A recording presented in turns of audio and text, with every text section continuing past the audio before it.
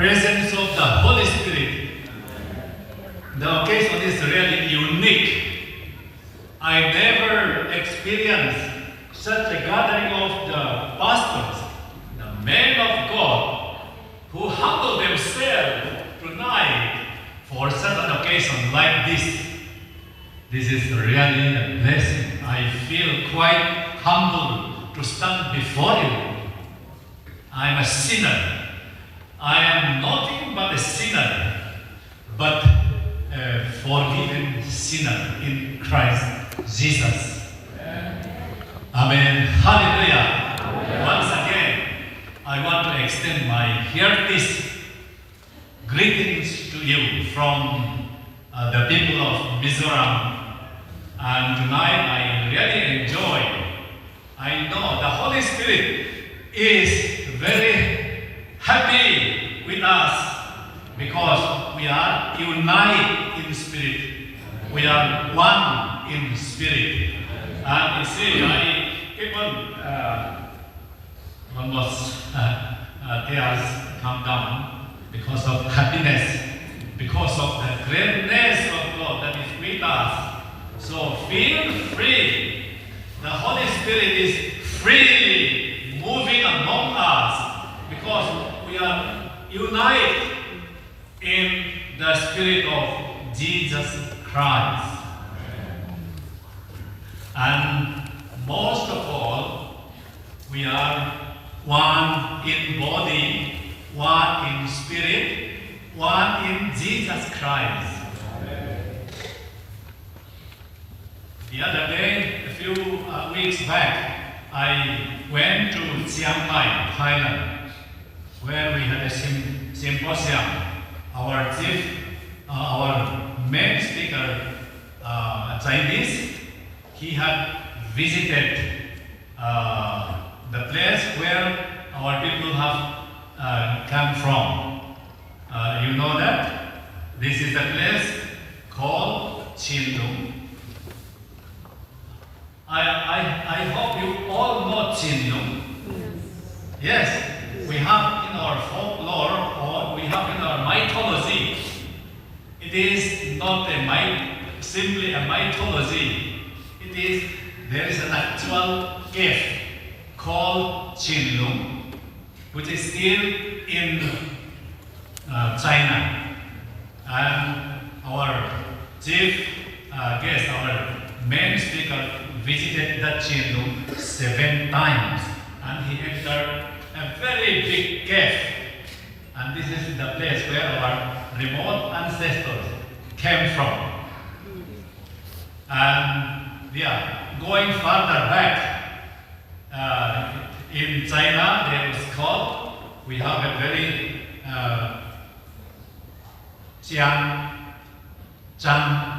the Zhang people, the Xiang people,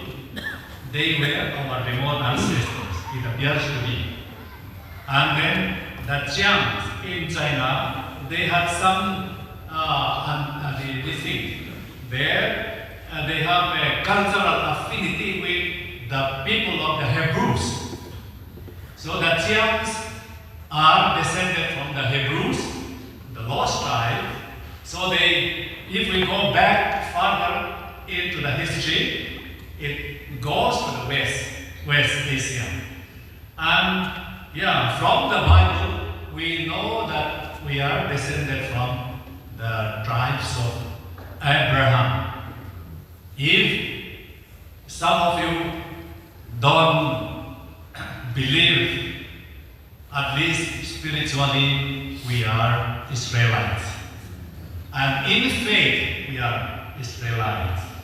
And in fact, we are descended from them. I want to speak more on this, but time doesn't permit. I will limit myself.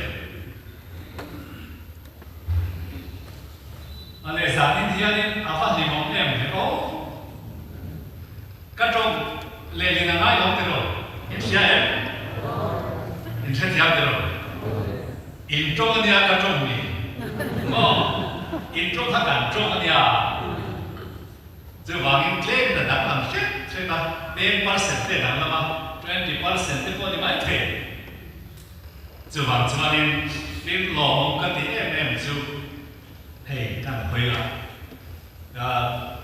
YouTube 真係睇到挨查到我千พันวันดูได้ง่ายๆ查到ปีละวันทัดเดียวปีละอีกทัดเดียวชุดไม่ออกไงจู่วันจู่วันนี่โดนัลด์ทรัมป์มาได้กันสุดยังส่วนเล็กชาอเมริกาคนในอินโดมาแต่จู่วันนี้เฮ้ยกันไอ้เนี่ยโดนัลด์ทรัมป์มาค่ะเฮ้ยเขาเป็นผู้ป่วยตาที่นั่นดิ้งคริสเตียนที่ตาที่นั่นดิ้งกันยังแต่ชวนดิ้งหลงตาเสียชวนนี่เขาเวลตรงไหนตัวไหนตัวนะมันทับไม่ตรงอันนี้ยังมาคือปัจจัยนี่เขาเวลให้ตรงไหนเราตัวเรื่องอะไรดีอ่ะจ้างขัดน่าจูนักกินอ่ะthe rapture แต่เราเช่นไม่เขาเวลที่กันว่าใส่ในตัวเรื่องหุ่นชามินเป็นอันนี้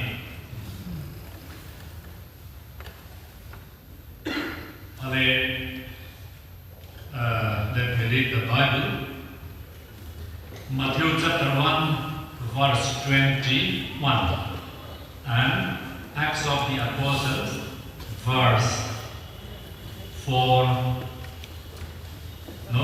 chapter 4, verse 12. Let us read. And she shall bring forth a son, and you shall call his name Jesus, for he shall save his people from their sins. Acts of the Apostles. Neither is there salvation in any other, for there is none other name under heaven given among men whereby we must be saved, except in the name of Jesus Christ. Let us pray. Lapa kan pathian kan pa jungnom bermin mga em tu. Zan na yan ifa te Iswa Krista ifa pa ring tu te helaya ya. Lapa kan pathian te zom na thak shang te. Trong te pa te na lo dak lam shet na kan shet ya.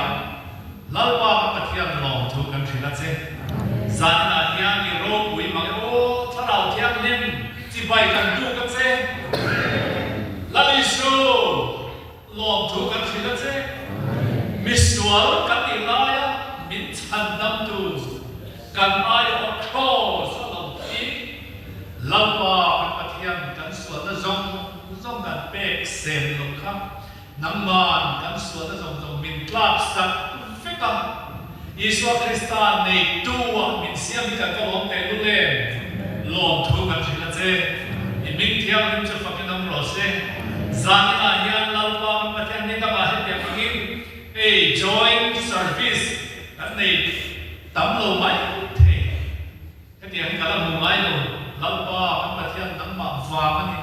itharau thiam min he kan pastor te khin tu ma hian he tiang na tho Nai Choma, Lalpa joint fellowship Reitura, Hemiatana, buat Sakute, Pimerin Hente, Nai Zola Changle, Lalpa Kapatian Helai and Pastor De, in Pek Vamania, Lalpa Long Tukan Shitia, Hegan, fellowship, joint fellowship, Nanginas, again, Mountain Song Sap Chaplurin, Kanalpa Dutaki Swaning Hiam Kandila Se. Amen. Ale. Helai kan kal tu hi enge kasoi tu niang le hi ka semia lo ka pemia lo amaro chu ati ro kana karil ru vai ni thema karil ru chmai lau ni swa min hi puang u tiani lau ni swa hi in identify u Ku kia in identify in Mara Mizoa in identify in Lali Sua yang it lulut fika pi kadutana kadil rom tatan thiu tan sarau thiam ni han thiu tan min pelo Lali Sua hi nun puyang ku pi hian chu wangin mi te sang đấy cái gì à thiam là chỉ sang trên khát chứ hay university student đấy gì à trên khát central service đấy cũng gì à trên khát chú cái pastor đấy theologian đấy gì à bị chỉ sang cái Asian nó có ai làm rồi ama mà chú bác khát tất cả ông thầy nó con giết bác khát giết mà đi chú là lấy số Krista này hey chia làm cái gì á mà nó chú cả chia tao không phải là hôn hey anh đủ thổ để mà xia chú làm cho đi thà là thiên đi mà cho đi thà là bác khát we are one in spirit thà là thiên đi bác khát mà chú cần giảng phép cần share phép đến baptisma có bác khát one baptism mà chú cần share chú cả ta one Lord ông liền lalpa repa thì anh tiếng bác khát ông bốc anh chú bảo cho cái gì trong thì cái tu mà này tu biết có gì cả ta thì à rồi quý em mà chú bảo cho anh tu là hiện hun thara kan chuang don ania o dum ngai su ei mizoram tang te khover hun sang kan ngai to chuan Manipur buai na hi kan soi ve ne palung ngai kha em mai mania kan u nau te mi so lai mai an thia ne ni ani thala an soi sak an mi khut den thì cái là chúng ta cái là khá là khá nếu mà em thì làm có là một năm mà em vang nghe thì Mizoram box sẽ là cái anh để nó sắc mày em vang nghe Christian thì em mà cần được tốt mà chăng cái gì ta bác khát na chăng hôn cũng không cần được tốt bên mà ba sẽ là hiện hôn là để claim tốt chú vang in adum tu in om rei thei dom don lo tia hia chú vang in isua ri tu te lau pa mi te chu anya thei pa to pin trăng la thei pa to pin asoi sak thei apia asoi sa zang la yan zalen chu ka du om bo ka har sa ke poi ka ti ve tho in ti ve tho ka ri amaro chu lali swam being in the name of Jesus Christ chuan a theita keima chat na chuan pastor kan ye wang chuan ko phrabu pa kan ye wang iswa ring tu kan ye wang ko kha a theino eng tia thenge charao thiam ni me ro chuan a ma kan ngai tlo ma kan pe vik ro chuan keima ni ma jong jong kha ông sẽ này rồiว่าแล้วอีสวัสดิ์จับเราดิ่งชวนปีเองจู่ๆไงต่างโอ้สวยชวเขาครบไหมสวยชวเขาเดี๋ยวมาจะสวยชั่วเราเทเราเป็นที่เราเสียจังนะเฮียเอ้จะมีก็สวยกว่าชวนหันสวยกว่าเวทเด็กพวกข้างในนั่นใช่เสียu nau kan ni nakha kan la chiang lo bang ti kan na be ma khampat kan sia ro khampat du pui kan bi pu de phun ni kan bi pu de phun ni kan ti thei che ben ti thei che eng wang ge kan ti chuan khampat munakha kan bi pu de kha khop kha an lo tlang ve chứ mình nuôi trên Manipur, trên Bangladesh, trên Mizoram, trên Assam mà thế, đây cả nó sa đều lúc khác Biaksiama xin Hoàng Chu rong bồn cái gì vậy? Dùng lệ cha khóc mày Biaksiama anh trong khác mà trong này là in bồn đấy ba anh đi học đây thu cái hàng sợi chuan trong lệ thì là ngay rồi cả sẽ về phép thể mà là tôi bảo cái ví dụ trong cái cần tôi ăn sấy thể đầu mấy con cần thách theo phép đầu tiên cái này cũng khát tiền trong chúng ta mà có hiện mà đi trong chúng ta trong thế là mà là chút in cũng khả năng ngay à English sao trong he cover trong anh ta English trong anh bị to cover trong international language anh ta English trong he ông ta đâu sẽ cover he avoid ha what the English trong he lo tu na he bo ta box se cái này connect lệ chứ điều học cho trong thì nó quên quá thì cho dâu nó tháp dâu thì khác cái đó mà tụi nó mà cái một cái dâu đó là cái này rất thiệt cái trong chút ở ngay mà khá cho nó chứ vàng cái trong nhiều học sinh ăn tiền lưỡi rất cho nó bồi tháp và thứ hai trong mga min suai ko atun dan te po hi I khethia izir chwa ka tom na muna kan ka tom cheka eta mi zora mar ve kha mai chong lo adun lo ka na local he deli ako un ma zo mai te kan chan de ma bo te po hi le na ma cho ne har sat na mangin del hitlam Mupalo tak tu khắp đến Việt Nam hay là trong nền tảng Central Sum nghe hay nói là đa đa cắn thổ phao là tụi nó cắn thổ là dễ mình cắn tá thì là tụi nó cắn tá thì số ta phết mình chứ vậy hey har sắc này nó phim chua đi nông sắc này là phim chua đấy hiện giờ Delhi vai không biết gì mà căn trao nó tụt này nè được mà alo thế là vì ole hàng suy đó tầm vậy là Manipur làm hàng lụt tay là nè cần hết để cần hết rate thì nó có Manipur khăn riêng rồi trong focus em vào in Christian te và thiệt thì mình về chặt luôn em mà đó thì anh em mình về chặt đó mình về nền đó là gì thế Manipur hàng sợi cho đi tụi tôi nghe ông đều quát thằng là đều mày riêng qua lâu làm gì mà mấy đại hậu mà đi mấy đại hậu sual zia anh non ron zia anh sẽ minister direct sinh là quát thằng là tụi nghe này tiếng là cần riêng rồi có hiện mua mang ngọc có quên cắn khẩn tụi hiện là bọn nhà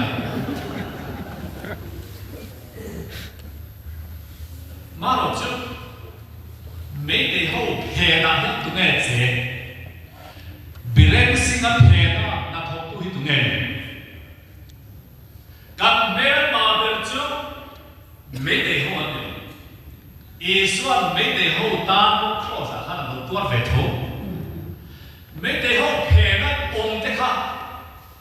ôm hậu hết tụi nghe mấy mà ba sẽ ta là Manipura kan unau ho te ring tu te ati chiat the na tur chuan man rua man the tu me de ho man mai chuwangin kan mer ma ka me te yang mai lo dira kan mer ma te che tiu tu nun ro taka mi khata kan in te hal min hal chia sa tu le duang ko ma ni kwa mi chen tiêu thể lộ tu hi áp thể na chuan kan ral lian ver kan mema arch enemy chu setanani evange chuan hon hon ma ni to khovel ya ni hon hon dung indole kan na bai so indo thu thang ram sang an do ga ya kan tra te ta ma ya kan buai na me lo he hon hon ma ya alo theng đó thì khác Bible soi hi atakin alo theng ta tlap mai theng me kan ri na ya na tlai iri nai na tai to ni chu wangin hemi do na he chuan ni ge khun nu ma thil lo thleng tu rap cha ni mithiam lim lo ra ni ke ni mizoram ma chuan Presbyterian ko fan ke ni Presbyterian ko fan ni rap cha ki le kan ring mam lo wa a ring pol le a soi pol a puang tu pol puang na sa ber pol ka ni mai ke ko ni chen kha chuan min soi se se ba ma ro chu biblical takin karon ka ziak ko ka ti khanin YouTube ate ti chuak ko ka ti khan le kha bua ka ti chuak ko ka tu ma chuan open takin min challenge lo ma ro chu anom na khan biaksiama ve mai hi te pa do ti thia ma ro chu soi se la zo kha to ve te ken sia soi chiat na mi na e pa hi an yang zo kha ka bal kan to i ken sia dik tak chuan pathian thu tak hi pathian thu tak ka mi kan din don chuan soi se na do da na mo khai ani le mai hi azir tir na he diken mi khai phong tla ni lo fam TMC ka pin ka ti ang khanin dik tak chuanin kan mizoram ma thim lo sia kan mi open da in min soi se si lo pin an ma ni mo na chuanin min lo nge lo against de wani mai the maro open da in ron challenge se ka due en thina dia kha na in debate na ti chuan khudi alo lam chuak mai tu ni ya mi thu ta ka don chuan do dal tu an lo piang mai ni ma ya ni me ba pa se ta ne do dal tu lo alo nei mai ni ti chuan in ngai tha thak le in ka sia elai o chuan ring tu kan ni na kan merma tak kan hiat chian chuan merma ina man ro man te ka tu te ngen ni le la ma chuan khoi tha zo kan me te ho ki an che han zo khu lo ma le Manipur ram nei tu ani mai ma ro Imphal phai zon zim de ani big top to mai nasa takin tribal nam te kha tribal nam min ti le thei ko le an ma ni kha an ze tia ze ne thei lo vin an ma ni ra si kha ni chu wang tu na hian tu nge che che zo an ma ni hian che che zo ani lo mo ka ti fo an ke ni chu hei ni pathian za mizoram ma token mani in le lo ngin lo nei thia chuanin ani lo le delhi tlang thing india ram kun sang sang ate kan zeng dan vek thia zale takin in za da lo atina ko ni mai thia manipura chau chek su india ram kun hi ta ni ani lo le khobe america le lo ani atina khani be thia endina ma ha Babel puna khan khovel mi kha pathian na asya na chon khovel na tina pem dara kho leung kum pui mai hi lua khat turin min tiria kan bi le ute maro chu Babel khai zo la kha nuwa man che na Babel sa ten sa ti khanin ka ba khanin khovel na khan pem chu reng to ba chuanin pathian mi hring te tum da na thiat khan pathian tum da chuan ram sang mo sa pem dara le lum lua khat turin min tian ya ka pi an pem du no wa in lom kho ma he khai kan pem da chuanin kan chak lo ba ni la ni lom kho ma ta chuan pathian an mi hring thiu ti an se na he khai an thiu ti tum da ni thiat sak chi ko ti to lo ani isu ko la khai an trong isu ti dak sak fi ka lo ti ta trong sang sang in trong da ma ya chen ba de han chian de ne kha cái hàng bia có hàng nị tận lúc mấy anh em xuất hiện đó đặt dấu đó biết mày à chú bảo cho nên chú tiền được lấy cho nên bật theo đi hắn sợ mang in hệ không về là gì cắn sen nó tụi nó nhỉ Manipur chấp ha cái nó tụi nó đi rồi mò chú bảo in hệ India nó muốn sang sang thế bao hệ cắn sen nó tụi nó xem vết khá là nhỉ India chẳng đâu mò các tiền ăn khá đi hệ chú hệ không về là cái bộ chân cắn nó lồng này không về là bao nào mình đang nổ chuột rồi chú bảo in lấy là bài bản cho nên khi lại khi ăn nổ chuột tung tu chú dim khan anh định đi là anh định muốn anh trả pháp chú mong lo anh trả lo zo mà future anh này trả lo đấy anh định sinh cũng về dễ xem nó là cái cái tribal ram và luồng ngót đón ta sẽ đàn một chiếc đón một chiếc India đàn một chiếc đón một chiếc chú bảo in dễ này là vọng anh phải lo thì chú anh đi bên chú sẽ ta nằm lăn pa mi để chú mặc khan tụt attack đi anh này ngon Israel mà nói cho Israel mi để chú mặc khan mẹ mà Philistine cái cái kia anh đâu Israel để xem nam mà nói cho Israel xem tụt nam để khăn anh đi làm phép anh đâu lúc mà khai anh chẳng vô cho trẻ em anh ấy họ lên chú làm cho nó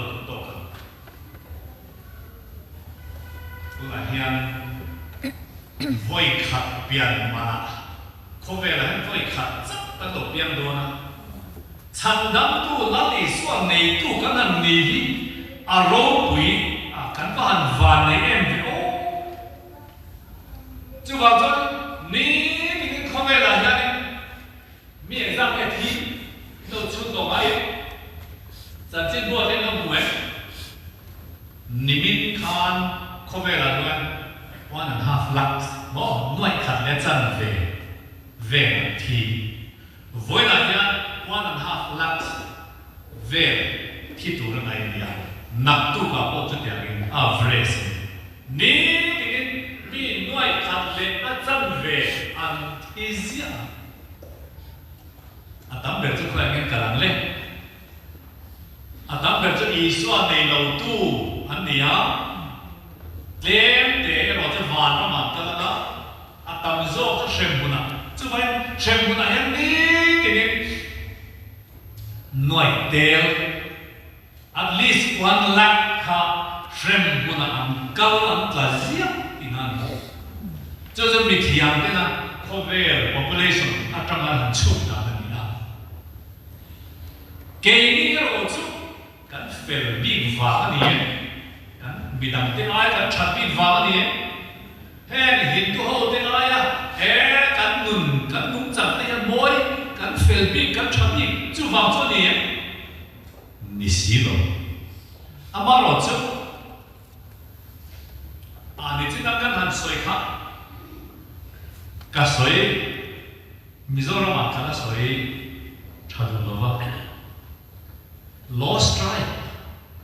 Israel lost tribe kan ni da kha ma la chon ka oi lo ma khatia lost tribe how to pa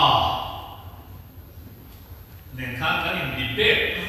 ma sa ni pali ku kha ni ai zon mi pui ya la mai tham pe kan ni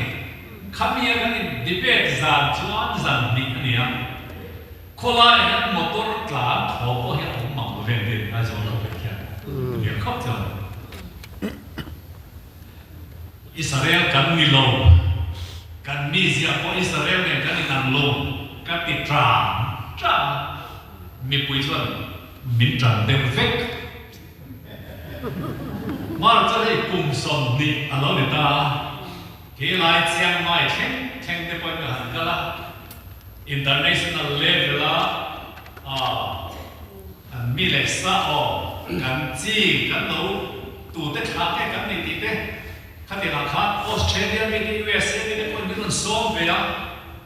cái này là khát tiền hết là những số mày cái gì nó xiang là thế mà tôi là cho nên các ngày thà in khá là ngay hết tập lắm Mizoram here, Karilu in Kaka, Kalapuang Zarnam, me Lexia, Biaksiama, my mother can jump in, can delay the oh, Israel Chaka, delay the money. Mintiana min soy sena tika kabao dewa dokumento ka defecto. Hindi ko namin kapuan sa kaya. Maro ju patian tu ni sila. Ang bagay ka ituan. Hey Christian Israel ka lost strike kami dia no oi masabu kan ano kalsuat kuya. Judas Takwa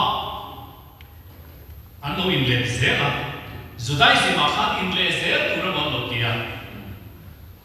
atak takatuan tu naik kira hansia cuaca jangan lalu dihoso lalu main Australia mi api margot crossing in Mizoram apa hoi tam tak tahu kata miron tu maya kami kan alam một hiếm khổ mà Israel thọ các địa phương dù ta sao qua in lịch sử đó thì chẳng dù ta sao qua in lễ vàng dù ta Israel kan đi đi nào đấy kan đi nó sang tiang hiền đi Zarin yang kasih itu lama kalau dia mampu itu kan lalu siapa macam natuk zara pun karena dia matian zara Zarin yang kasih suatu orang tua cantik dah itu kong malah apa kalau saya suatu pada dijual dia ini kan dia guna ni asal tu unau kan dia mate bukite azoude simde sante vai pei kan dia misang cheo kan in ka trong te po te chon sang kan dia kan kha tu te po misang dai po kan lo ti pal ka la e ma fa tu nang hun rem sang hi ka thi ni theng ka bu to lo mai the po ka chu wangin nami dan po kai opportunity along mai la hết điểm thì các việc xóa về làm cho này mà BC za sari som ni pakhat khan mo Israel history kum sam ni le za sari kal to khan BC za sari som ni pakhat ya Israel malam nam som chu Assyria sarkarin Bitwi semua koi bofit Assyria nama khadan fawa Israel nama lo kile tahap lo mai boy ni thengnya de chuan kami de khan Assyria nama chau khan lo khove ram sama Central America te po Europe te China te Japan te Myanmar te India te Uncle that perfect man. Koi ang uncle. Koi ang kalak koi ang natlo kan soi the. Kam nam sang te ne na nen kha ani nei pola in tha pola. Tu na yan Israel kisen ka kayo, Israel DNA ka kayo. Ti thei no men. Tu man kan ti thei ha ta lo mai. Mara tu koi ang uncle go. Lost tribe ang inyaw ko ng kalbo di kanilo. Asia dan zon chua dan ju an bom du kum zasaria. Chandan tu Yesus Kristus pianta va na trangin pathian fa pa pian. Lal ram chan sin cha kingdom of heaven mo kingdom of God chan sin cha shina. Zudai na kum thum Israel ram mahianin hai Mizoram batangin pilgrims ho kumpin bi som na som ru zadon ai agai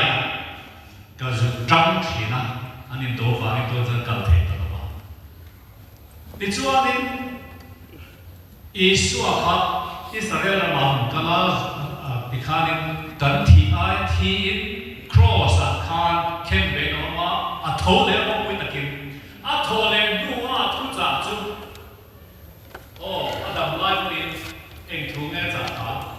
Israel nằm vô tên này là lâu chuan tiền cái gì lâu tiền khang đặt chết rồi Israel nằm vô tên này là lâu chuan tiền cái gì lâu đến Jerusalem về là thua sợi khang heng lâu bộ heng mi cái lâu coi beram hoang đằng cái này chú vì nó tất cả là xoay khom tiền tu tiếng anh tiếc hỏi không tụi nghe, để cho olive flower mà khá là nên bục kho mà lalpa tuần hôn em đi Israel để ta lal rap đi qua sẽ đốt thì Israel khai các bua sẽ đốt là what ý nghĩa anh đi lên cha hôn chúng ta in share cái này đó ba là thủ thuyền ba thủ rồi nằm đi ở chỗ Jerusalem mà chẳng lộ Judea mà chẳng lộ có tiếng khen có có vẻ răng sắc sao khá đi cả cả thủ hiệp quy tu cả mà cái mà quy nest tu in trong đó chân chính ông sẽ chân chính trái có vẻ răng tin à in siêu đặc tu này thì ta thì chuan diệt tiêu sòng lệ bản địa trang in chân chính trà anh siêu đặc ta thì chuan dùng chân chính trà siêu đặc tiêu mà tu cái này là cái chân chính trà anh siêu đặc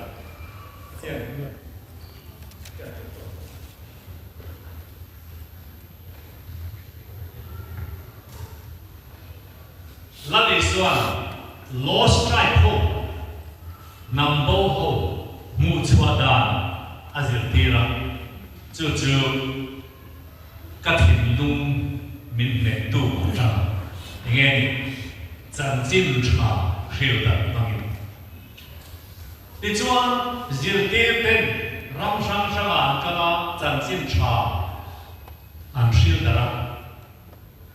đi xuân chân chính trà an hiểu được anh muốn là low welcome to chân chính trà low welcome to để khám lost tribe hậu ở đâu thì là dễ vậy để cho anh mà đi cho anh giang mai à cho anh cả chín để cả rèn hậu để ban mai đi để ngõ anh u na hậu chín đi để bây giờ nó trái kế và khát cho cả căn về bông hoa các nhà khán nên các anh em buộc họ cho lost tribe hậu khám các linh viên mà rồi chứ các nhà khán mi giống như cái là bông vẹt anh ấy rồi cái là accept vẹt anh ấy rồi chứ bạn cho nên là thọ tu cảm ơn thì cho nên là check khám lost tribe hậu khám Europe nó mà thế anh cái là thì cho nên England nó mà thế anh tôi thấy là tu na Scott hậu khu lost tribe cái gì nguyên nhà Irish hậu khu lost tribe nhà Wales hậu khu lost tribe nhà thì cho lost tribe rau rau có khán lost tribe nắm thế thế là khán thu anh phi là lost tribe Wales hậu cho Mizoram là khán lost tribe hậu nên là khán chân chính trà Krista chân chính trà đi anh phiêu ta no welcome Bengal hậu cho bị lòng nín cả đi cùng gia đình lá mấy chân chính trà luôn cần là hiện mà hắn đâu phải không tuần khen Bengal Christian chế đấy cái mình cái khó đi lost tribe hậu cho nên Krista chân chính trà luôn anh đâu hiện khăn anh đâu welcome thế cả chín hậu cho exact nghe đi Christian exact nghe đi giá đến thọ cả mấy ngày cái này hậu hệ tất điểm đều thọ cho này Mizoram mà kia anh Mizoram ba ngày 人印度的、穆斯林的路路，这个都那种扎马、布迪斯的，你说把来的啥的头看 ，Christian 跟尼泊尔，就我们讲就，以说印度罗斯来不看做的，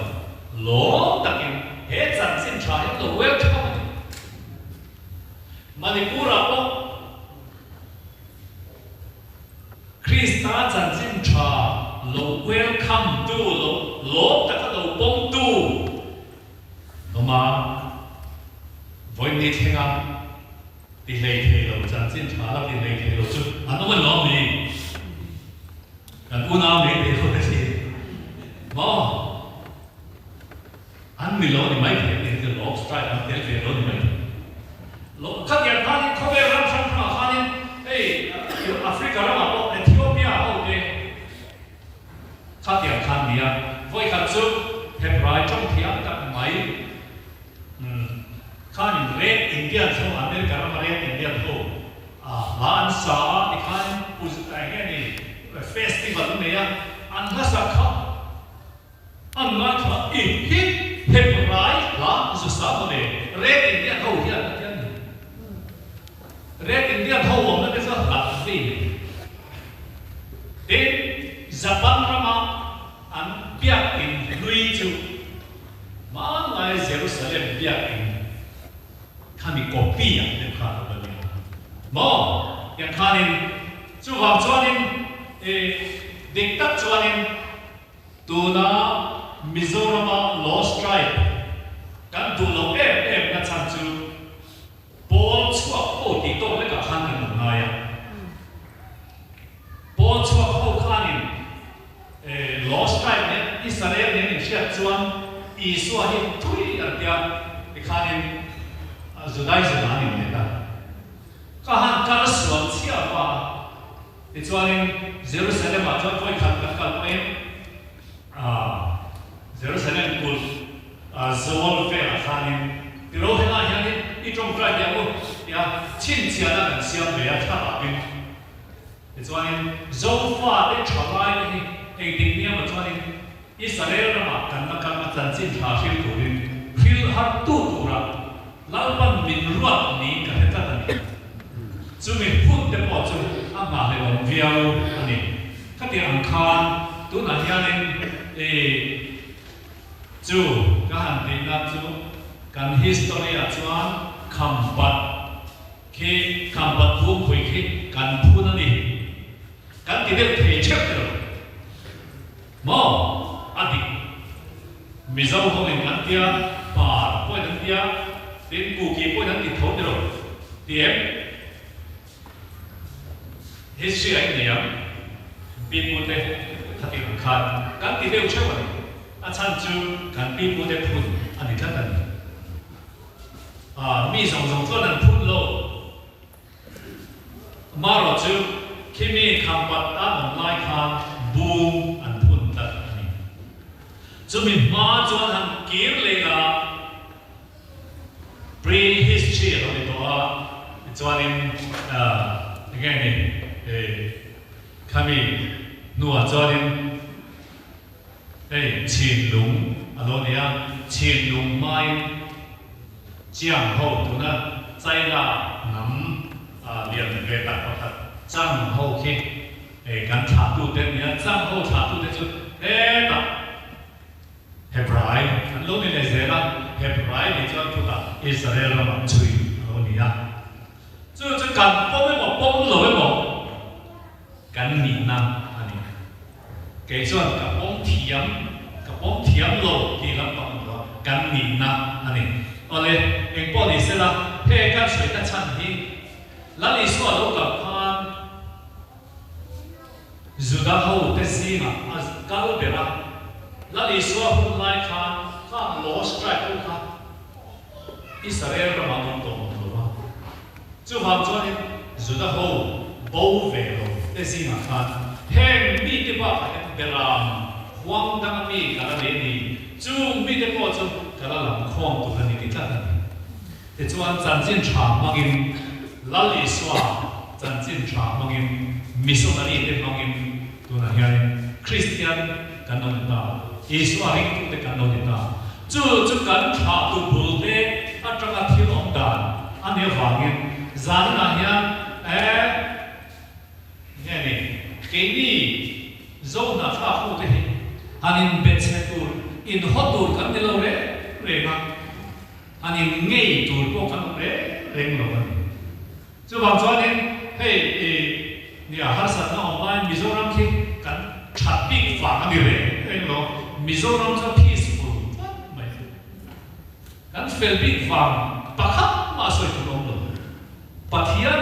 aru ata ni mai chu wang chuan kan in le lo kan in ma na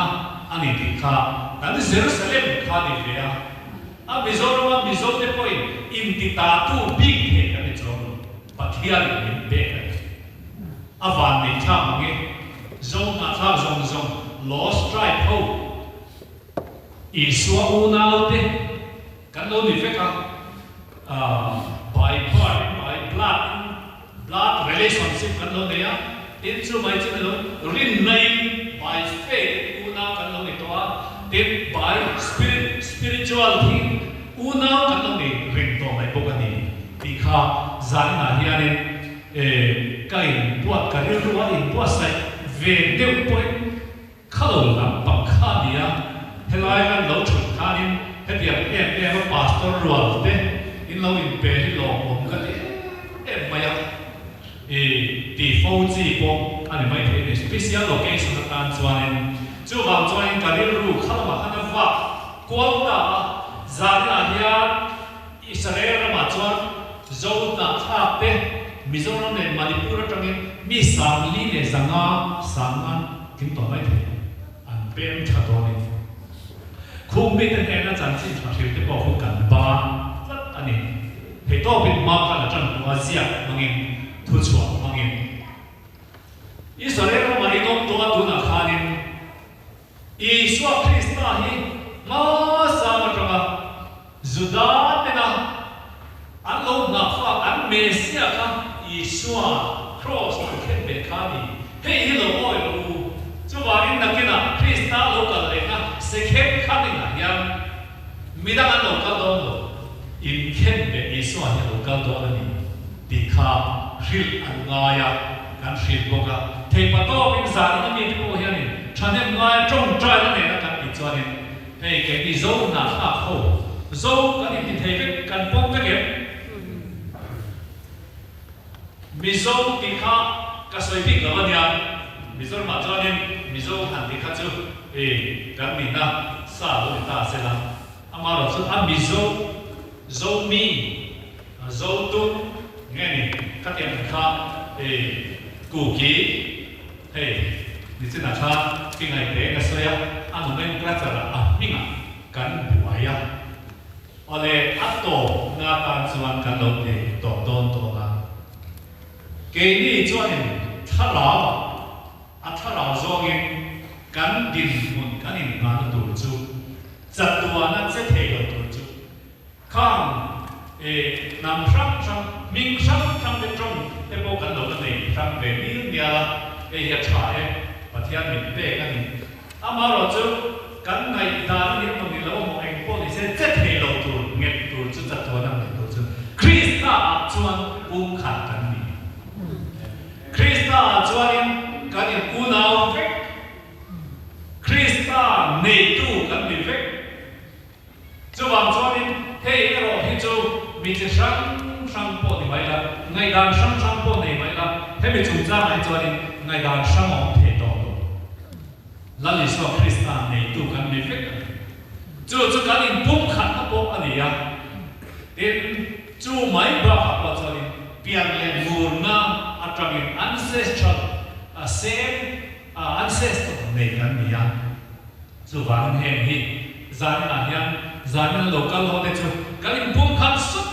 in kan be se ani chu pa chu pathianin chu la nia nia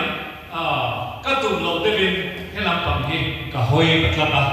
nak tu za na chuan enge lam man min pe le tu ka hello min lo trong trai priama he meeting he joint fellowship kan nei hi lau pan min on pui min riat